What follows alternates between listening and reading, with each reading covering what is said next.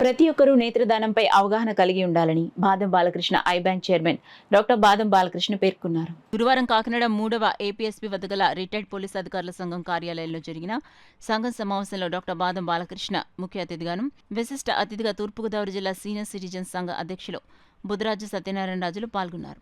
ఈ సందర్భంగా డాక్టర్ బాదం బాలకృష్ణ మాట్లాడుతూ రిటైర్డ్ ఎంప్లాయీస్కు నేత్రదానంపై అవగాహన కల్పించారు. ఈ కార్యక్రమంలో సంఘం అధ్యక్షులు డివి సత్యనారాయణ, కార్యదర్శి జిఎన్ మూర్తి, ట్రెజరర్ సిహెచ్ ఎస్ఎన్ రాజు, సీనియర్ సిటిజన్స్ పెద్ద సంఖ్యలో పాల్గొన్నారు. చూపునిచ్చిన వాళ్ళ అవుతాం కాబట్టి తప్పనిసరిగా మీరు తీసుకున్నటువంటి కార్డుని 10 మందికి కనిపించే విధంగా కాకుండా మీ కుటుంబ సభ్యులందరికీ కూడా చెప్పాలా, నేను ఇలాగా నా కళ్ళుని దానం చేశాను కాబట్టి నా మరణాంతరం ఇవి తప్పనిసరిగా ఈ నెంబర్కి బంధుమిత్రులు కంట, కూతురు కొడుకు కంట ముందుగా ఆ కార్డు తాలూకా అడ్రస్కి బ్లడ్ బ్యాంక్ కానీ మనం ఫోన్ చేయగలిగితే అతి తొందరలో వచ్చి అది భద్రపరచుకొని ఇద్దరు అందులకి మరి మన చూపుని మనం సమాజంగాన్ని మనం చనిపోయినా కూడా మన కళ్ళు చూస్తూనే ఉంటాయి. కాబట్టి అటువంటి మహత్తరమైన కార్యక్రమం మన రాష్ట్ర స్థాయిలోని అనేక విధాలుగా వీరు కాకినాడ లైన్స్ అని పెట్టి మరి గవర్నర్గా ఉండి అనేక మందికి అనేక విధాలుగా సహకారాలు దాని అనుకూలంగా వారు ఆ రోజుల్లో అవి చేశారు. మాకు తెలిసే విషయం, కొంతమంది రిటైర్ అందరికీ కూడా విషయం చేస్తుంది. ఆ టైంలో వారి ఇచ్చిన పాంప్లెట్ తెచ్చి మన ఆఫీస్ అకౌంట్గా మన దగ్గర పనిపెట్టడం జరిగింది. చాలా వరకు నేత్రదానానికి చేయడం జరిగింది. ఆ విధంగా చాలా వరకు మనం కూడా వారికి సహాయపడినట్టుగా మా మనసానికి చెప్తుంది.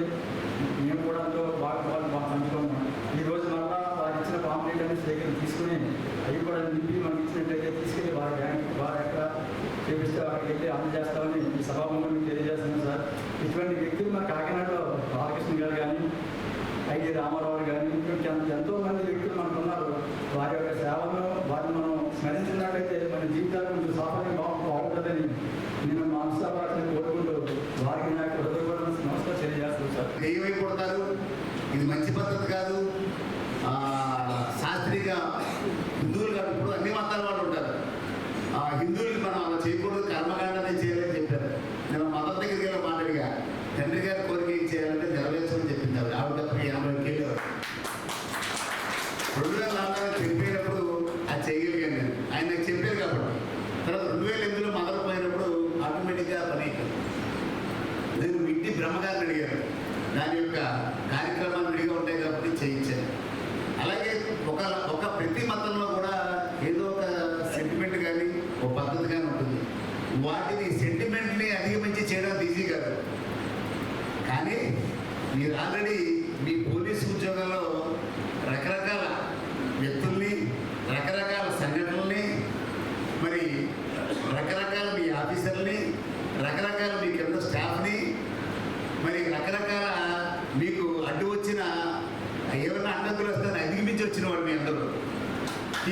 మీకు మిమ్మల్ని అంత ఈజీగా ఎవరు కూడా